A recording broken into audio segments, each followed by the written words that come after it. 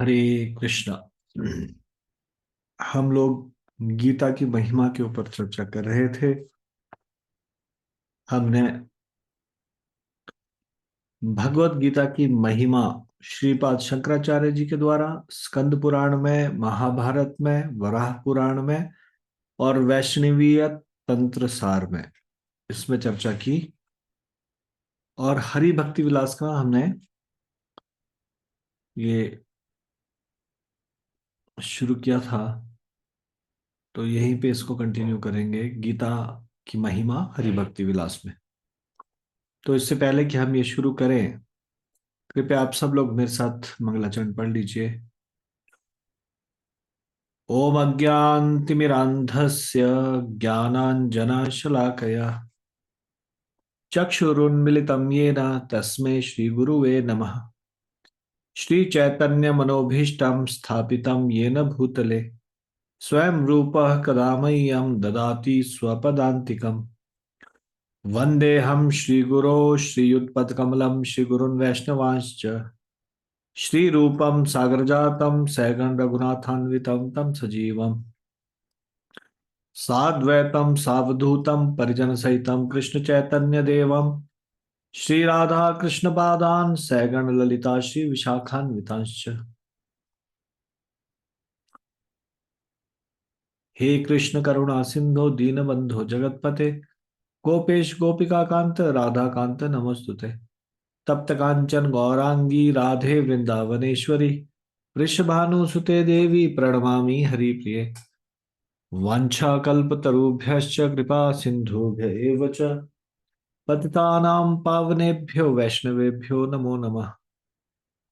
जय श्री कृष्ण चैतन्य प्रभु नित्यानंद श्री अद्वैत गदाधर शिवासादि गौर भक्तवृंद। हरे कृष्णा कृष्ण कृष्ण हरे हरे, हरे राम राम राम हरे हरे।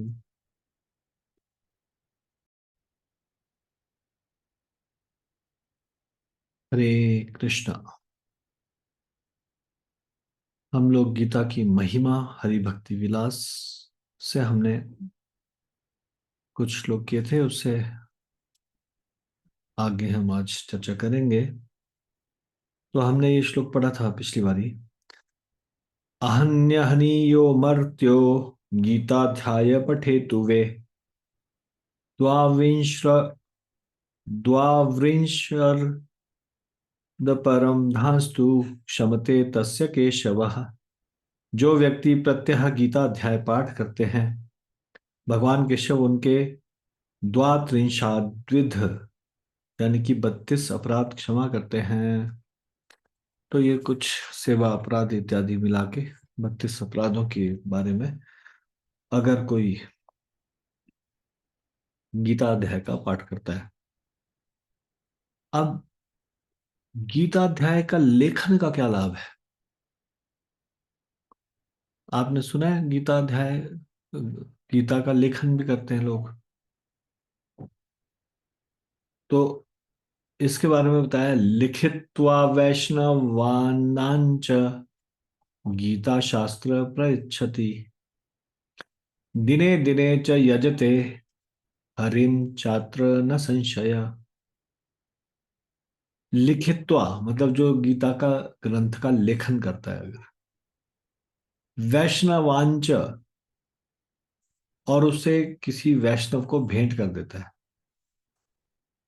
गीता शास्त्र प्रयच्छति दिने दिने च यजते हरिम छात्र न संशय, वह भगवान विष्णु का प्रतिदिन पूजन करने का फल प्राप्त करता है।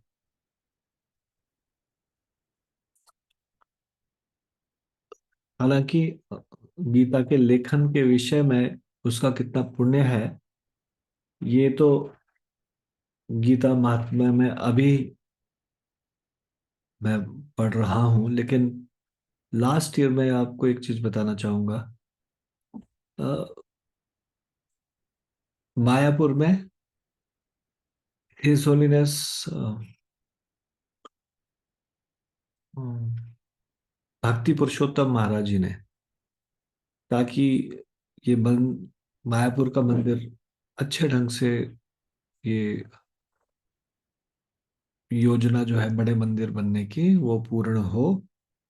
टेम्पल ऑफ वैदिक प्लेनेटेरियम, यूओवीपी।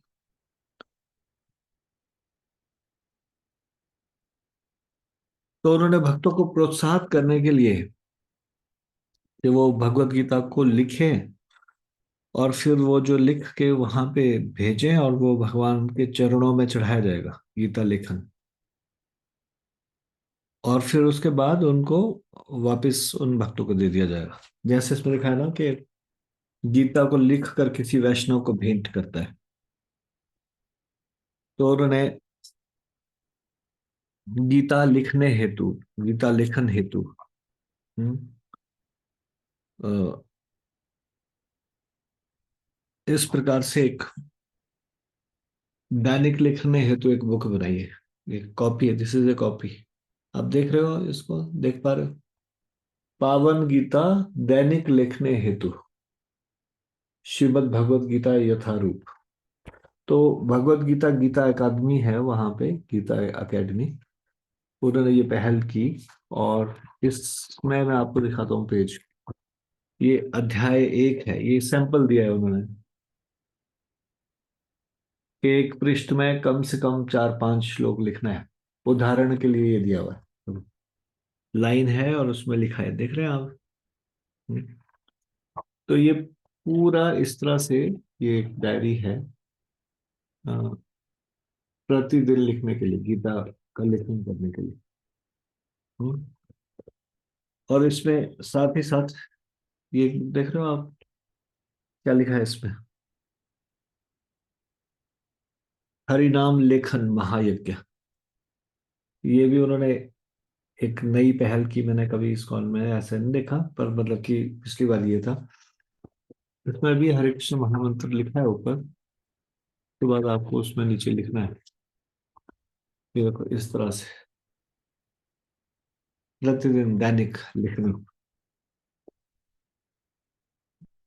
और जो भगवत गीता है वो तो काफी मोटी बुक है, तो आपको देख के लिखना पड़ेगा।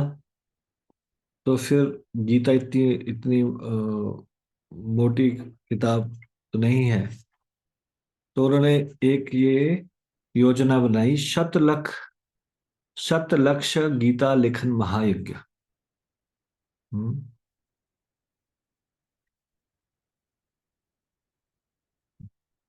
अब ये जो बुक है, इसमें इस बुक में प्रभुपाद जी का ये गीता अकादमी के द्वारा, इसमें सारे श्लोक दिए हैं और बहुत छोटे छोटे दिए हैं। और ये इतनी सी पतली सी बुक है, इसमें 700 के 700 श्लोक है।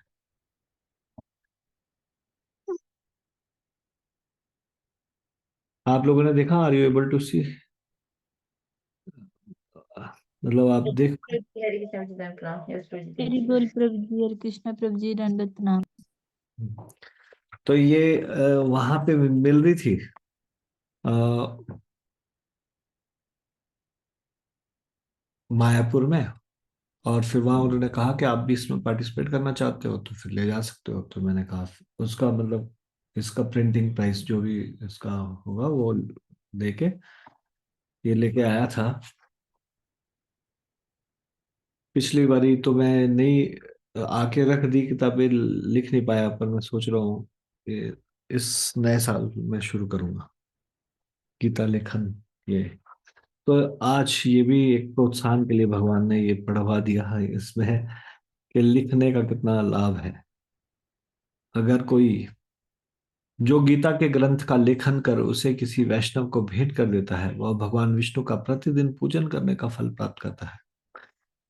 चतुर्णामेव वेदानाम सारमुद्धृत्य विष्णुना त्रैलोक्यस्योपकाराय गीता शास्त्रम प्रकाशितम। भगवान श्री विष्णु ने जगत के कल्याण के लिए समस्त वेद शास्त्रों का सार गीता में प्रस्तुत किया है।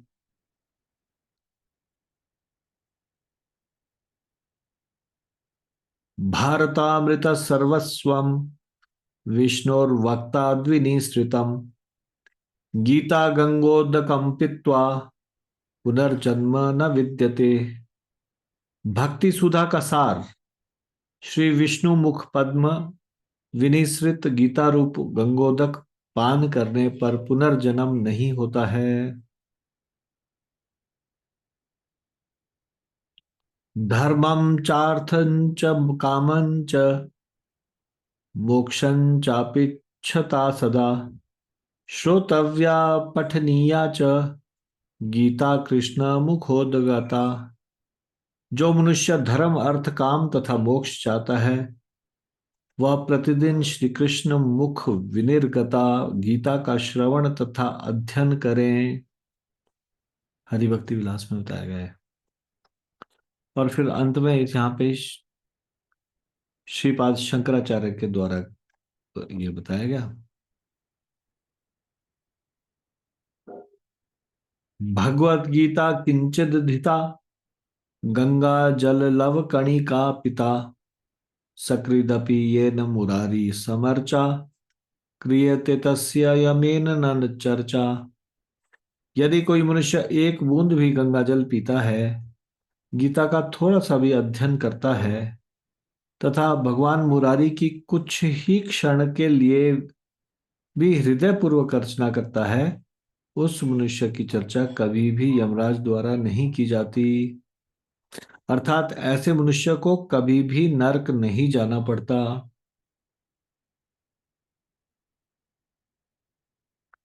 तो गीता का थोड़ा सा भी अध्ययन करना कितना महत्वपूर्ण है। इतना गीता की महिमा में इतना विस्तार से बताया गया।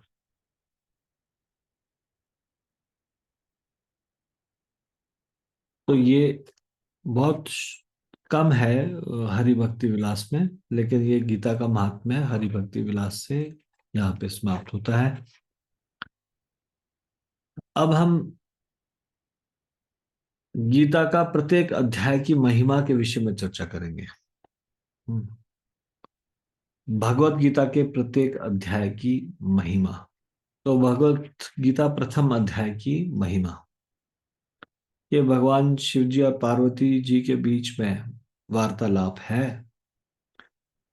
पार्वती जी ने कहा, मेरे प्रिय नाथ, आप समस्त दिव्य सत्यता से अवगत हैं और आपकी कृपा से मैंने परम पुरुषोत्तम भगवान श्री कृष्ण की महिमा का श्रवण किया है।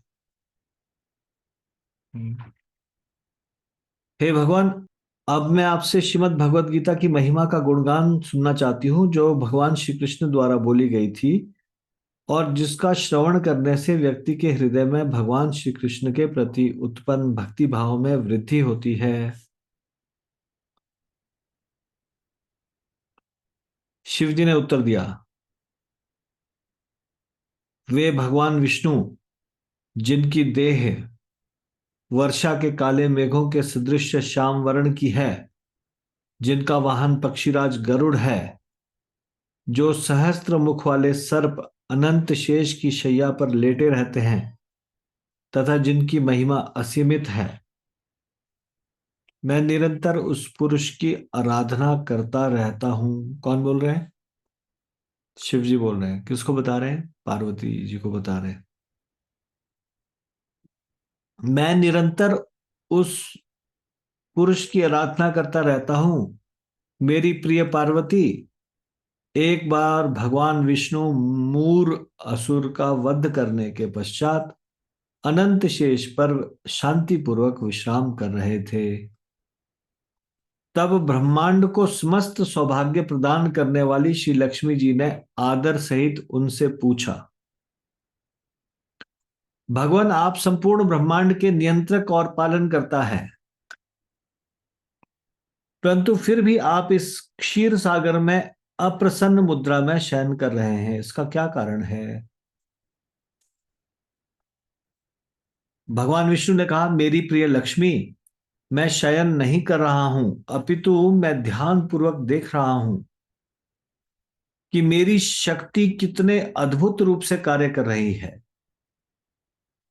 यही मेरी अत्युत्तम एवं आश्चर्यजनक शक्ति है, जिसके कारण मैं समस्त वस्तुओं को नियंत्रित कर रहा हूं और फिर भी उनसे पृथक हूं। मेरे इन्हीं दिव्य कार्यकलापों का स्मरण करने के कारण ही महान भक्त एवं योगी जन्म एवं मृत्यु के चक्र से स्वयं को मुक्त करने में सफल हो पाते हैं तथा मेरे दिव्य स्वभाव को प्राप्त कर लेते हैं, जो शाश्वत है और समस्त भौतिक गुणों से मुक्त है। तो लक्ष्मी जी बोलती है, हे समस्त वस्तुओं के नियंता, आप महान योगियों के ध्यान एवं साधन का लक्ष्य हैं। आपके बिना कोई भी कार्य संभव नहीं, फिर भी आप सबसे विलग हैं। आप समस्त भौतिक ब्रह्मांडों के सृजन, पालन, पोषण तथा संहार के कारण स्वरूप हैं। कृपया अपनी अद्भुत शक्तियों के परिचालन के विषय में मुझे बताएं, जो इतनी आकर्षक है कि आप भी यहां लेटे हुए उनमें ही ध्यान मग्न है।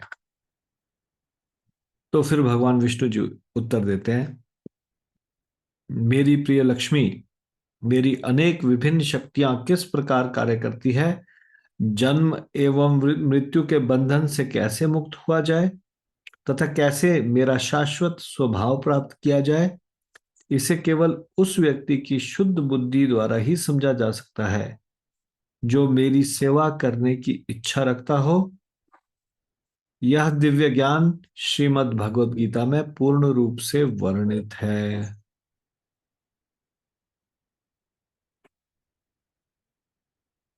लक्ष्मी जी ने पूछा, मेरे भगवान, अपनी शक्तियों के संचालन कार्य से यदि आप स्वयं आश्चर्यचकित हैं और उनकी सीमा को समझने का निरंतर प्रयास करते रहते हैं, तब यह कैसे संभव है कि भगवत गीता आपकी उन असीमित शक्तियों का वर्णन कर सके। उनको पार करके दिव्य स्वभाव को किस प्रकार प्राप्त किया जाए। हम्म, जब भगवान ये कहते हैं कि भगवत गीता में ये पूर्ण रूप से वर्णित है, पूर्ण रूप से, तो लक्ष्मी जी को आश्चर्य होता है कि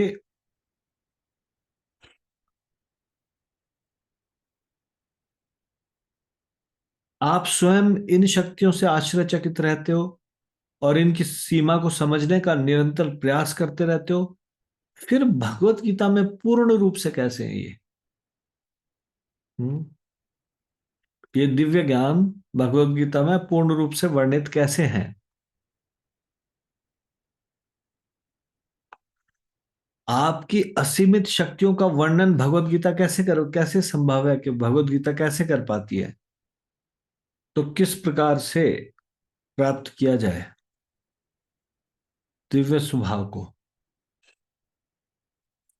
फिर भगवान विष्णु ने कहा, मैं स्वयं भगवत गीता के रूप में प्रकट हुआ हूं। अब जैसे श्रीमद् भागवतम का हमने पढ़ा था ना, कि श्रीमद् भागवतम भगवान का शरीर है, स्वरूप है, यहाँ पे भगवान विष्णु बताते हैं कि भगवत गीता किस तरह से भगवान का स्वरूप है। तो वहां तो 12 स्कंद को बताया था भगवान के कैसे चरण और किस प्रकार का स्वरूप है। हम्म।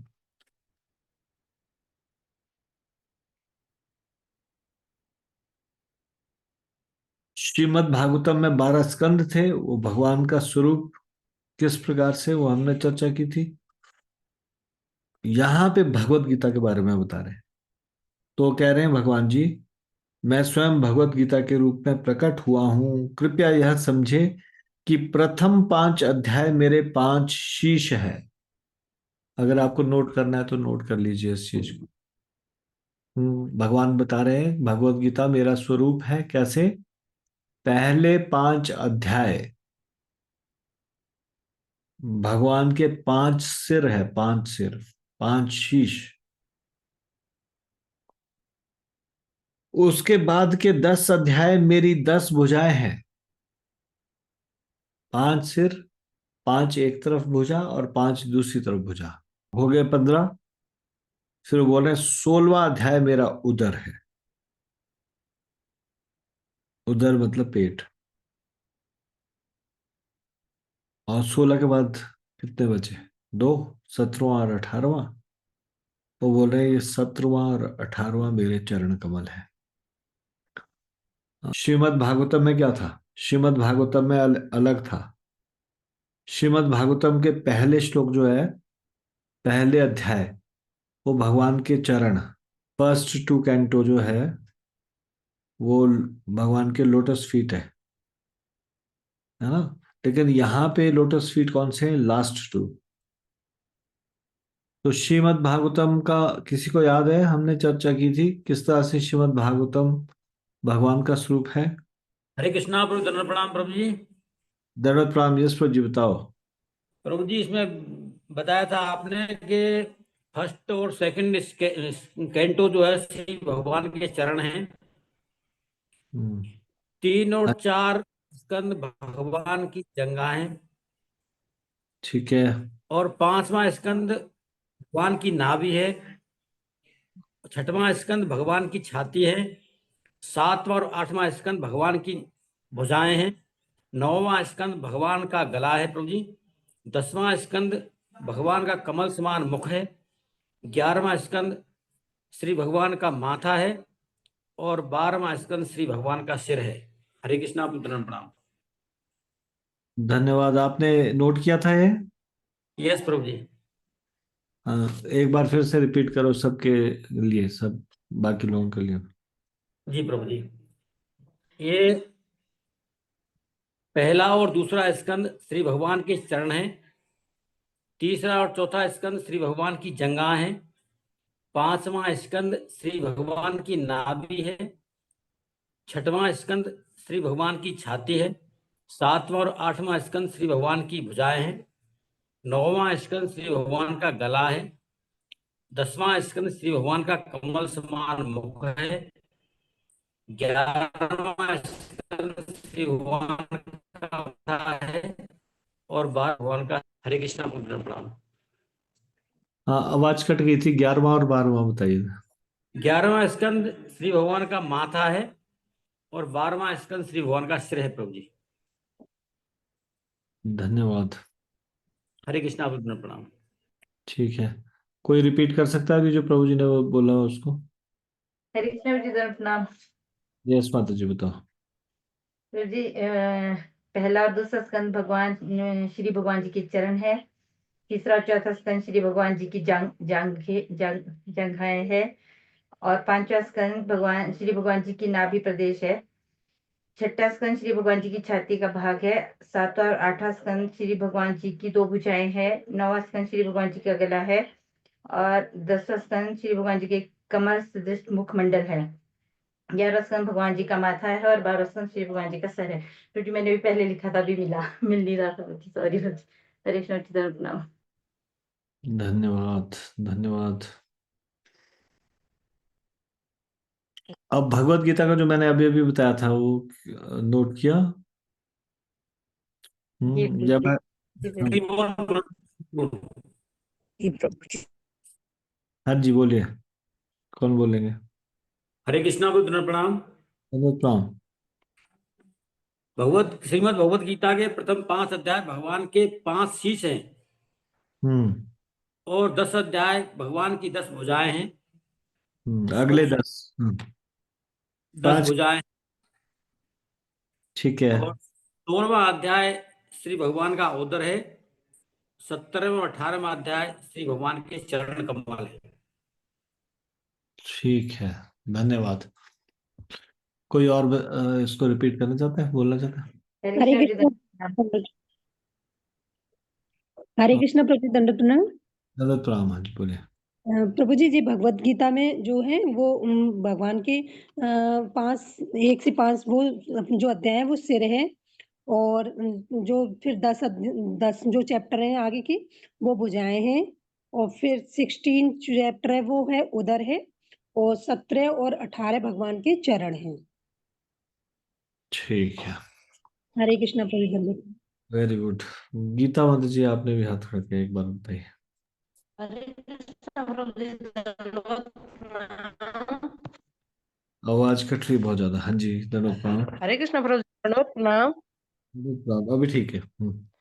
प्रभु जी, जो भगवत गीता के 1 से 5 अध्याय में भगवान के 5 शीश हैं। फिर 5 से 10 अध्याय में भगवान के 10 भुजाएं हैं। तो 10 से 16 अध्याय तक उदर है, भगवान का उदर है। और 17 18 अध्याय में चरण कमल है भगवान जी के।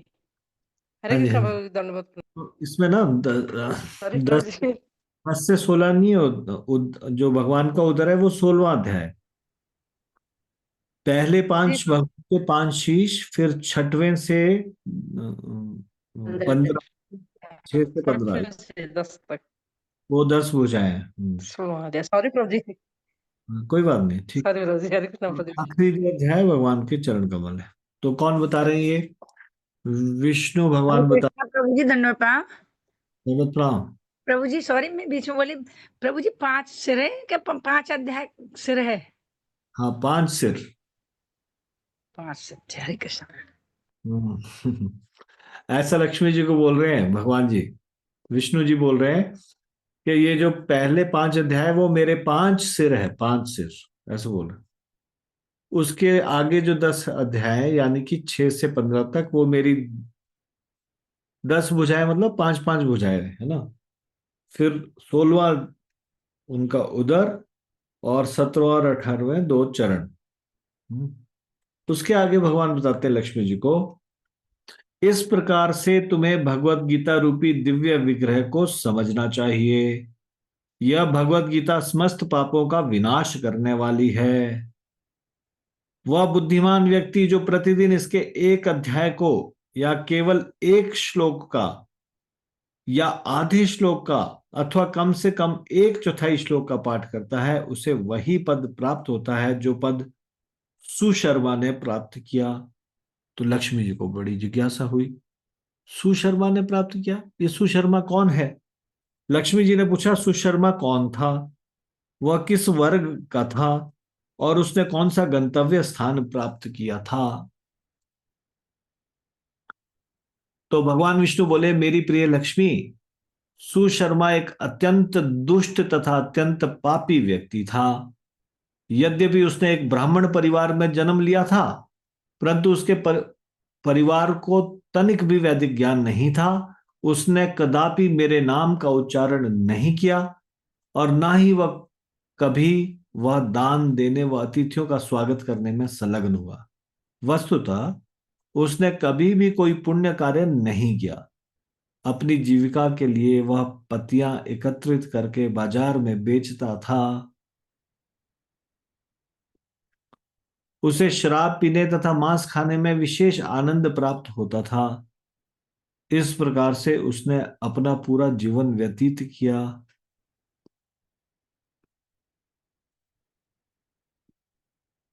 एक दिन वह मूर्ख सुशर्मा पत्तियां एकत्रित करने के लिए एक साधु के बगीचे में गया, जहां एक सांप ने उसे डस लिया और वह मृत्यु को प्राप्त हो गया। अपनी मृत्यु के पश्चात उसे अनेक नरकों में से होकर गुजरना पड़ा, जहां लंबे समय तक उसे घोर कष्ट एवं पीड़ाएं सहनी पड़ी। तत्पश्चात उसे एक सांड का शरीर प्राप्त हुआ। एक अपंग व्यक्ति ने उस सांड को खरीदकर अपनी सेवा में लगा लिया। लगभग 7 या 8 वर्षों तक वह अत्यधिक भारी बोझ उठाता रहा। एक दिन उस अपंग व्यक्ति ने उस सांड की पीठ पर बहुत अधिक भारी बोझ लाद दिया, और फिर अत्यधिक शीघ्रतापूर्वक उस सांड को आगे बढ़ने के लिए विवश करने लगा। तभी अचानक सांड गिरकर बेहोश हो गया। वहां अनेक लोग एकत्रित हो गए, यह देखने के लिए कि क्या हो रहा है। सब लोग उस सांड के लिए अत्यंत दुख एवं करुणा का अनुभव कर रहे थे। एक पुण्यात्मा ने अपने कुछ पुण्य कर्म के फल उस सांड को प्रदान कर दिए। यह देखकर वहां उपस्थित अन्य व्यक्तियों ने भी अपने अपने पुण्य कर्मों का स्मरण करना प्रारंभ कर दिया, और फिर उन्होंने भी उसमें से अपने कुछ कर्मों के फलों को उस सांड को अर्पित कर दिया। उस भीड़ में एक वैश्या भी थी। वह नहीं जानती थी कि उसने कभी कदापि कोई पुण्य कर्म किया हो, किंतु अन्य समस्त लोगों को उनके पुण्य कर्मों के फल उस सांड को प्रदान करते देखकर, यदि उसके द्वारा भी कोई पुण्य कर्म किया गया हो, तो उसने भी पुण्य कर्म के फल को अर्पित कर दिया। तत्पश्चात उस सांड की मृत्यु हो गई, तथा वह मृत्यु के देवता यमराज के धाम में लाया गया। वहां यमराज ने उसे सूचित किया, उस वैश्या द्वारा उसके पुण्य तुम्हारे खाते में जमा कर दिए जाने के कारण तुम अब अपने पूर्व जन्मों के समस्त पाप पूर्ण कार्यों के कर्म फलों से मुक्त हो। तो वैश्या, उसको तो कुछ मालूम ही नहीं था उसने कुछ पुण्य कर्म किया है। उसने तो कह दिया ये कि अगर कुछ है मेरे खाते में, पुण्य के खाते में, तो वो इस सांड को मिल जाए। अब उसको खुद ये समझ नहीं आ रहा था कि उसके खाते में कोई पुण्य कर्म है क्या। लेकिन यहाँ यमराज जी क्या कह रहे हैं कि वैश्या ने तुम्हारे खाते में जमा किए हैं क्या, जो पुण्य उसने तुम्हारे खाते में जमा किए, उसके कारण अब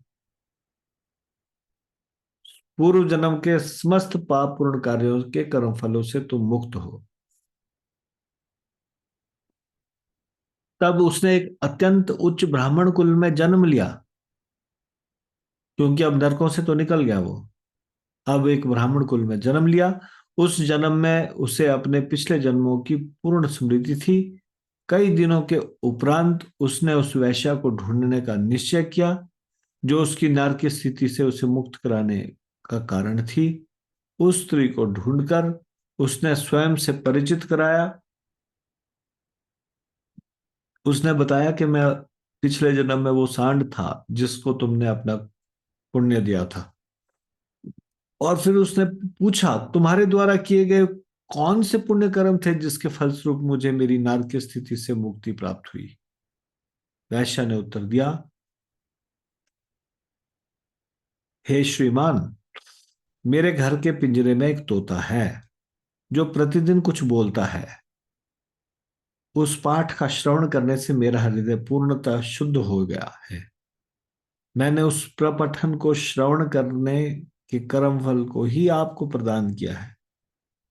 तत्पश्चात उन दोनों ने तोते से उस प्रपठन के विषय में पूछा। अपने पूर्व जन्म का स्मरण करते हुए उस तोते ने अपने इतिहास का वर्णन करना आरंभ कर दिया। तो तोता क्या कहता है, पूर्व काल में मैं एक विद्वान ब्राह्मण हुआ करता था, किंतु अपने अभिमान के कारण मैं अन्य विद्वान एवं सुसंस्कृत पुरुषों का अपमान किया करता था। मैं स्वभाव से अत्यधिक ईर्ष्यालु भी था। मेरी मृत्यु के पश्चात मुझे अनेक नरकों में भेजा गया, जहां लंबे समय तक कष्ट व पीड़ाएं सहने के पश्चात मुझे एक तोते के रूप में यह शरीर प्राप्त हुआ। मेरे पूर्व जन्म के पाप पूर्व कार्यों के कारण मेरे माता व पिता का निधन हो गया। तब मैं शिशु ही था। एक दिन जब मैं गर्म रेत पर लेटा हुआ था, जहां सुरक्षा की कोई व्यवस्था नहीं थी, तब कुछ ऋषियों ने मुझे देखा तथा अपने आश्रम में लाकर मुझे एक पिंजरे में डाल दिया। कौन, तोता बता रहा है ये। हम्म, हम्म। तो जो तोते के शरीर में जब ये था, तब ये जब छोटा तोता था, तभी इसके जो माता पिता तोते थे वो मर गए, और ये फिर कहाँ गर्म रेत पे ऐसे ही पड़ा हुआ था। ऋषियों ने उस छोटे तोते को देखा और ले आए, लाकर एक पिंजरे में डाल दिया। उसी स्थान पर उन ऋषियों के बच्चे श्रीमद् भगवद गीता के प्रथम अध्याय के पाठ की शिक्षा ग्रहण कर रहे थे। उनके द्वारा उन श्लोकों को दोहराते हुए सुनकर मैंने भी उनके साथ उन श्लोकों को दोहराना आरंभ कर दिया। थोड़ी देर के पश्चात ही एक चोर मुझे उस स्थान से चुरा कर ले गया और उस पवित्र स्त्री के हाथों मुझे बेच दिया। भगवान विष्णु आगे बोले। अब भगवान विष्णु स्टोरी सुना रहे हैं ना, किसको सुना रहे हैं? लक्ष्मी जी को। श्रीमद् भगवद गीता के प्रथम अध्याय का पाठ करने से वह तोता पूर्णतः शुद्ध हो गया था, तथा उस प्रपठन का श्रवण करने से वह वैश्या भी पूर्णतः शुद्ध हो गई थी।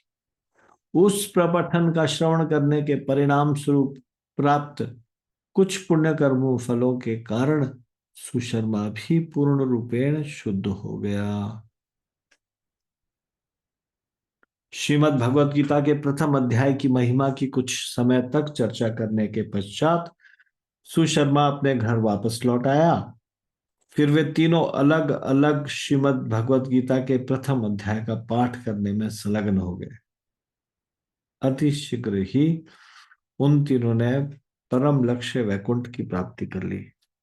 कोई भी व्यक्ति जो श्रीमद् भगवत गीता के प्रथम अध्याय का पाठ करता है, उसका श्रवण करता है या अध्ययन करता है, वह अत्यंत सरलता से भौतिक दुखों के सागर को पार करके भगवान श्री कृष्ण के चरण कमलों की सेवा प्राप्त कर लेता है।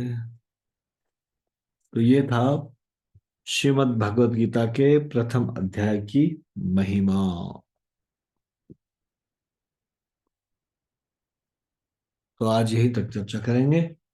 दूसरे अध्याय की महिमा की चर्चा हम अगले प्रवचन में करेंगे। श्रीमद् भगवत गीता की जय। शिल प्रभुपाद की जय। निताई गौर प्रेमानंदे। हरि हरि बोल। आप सब लोगों का बहुत बहुत धन्यवाद। हरे कृष्ण।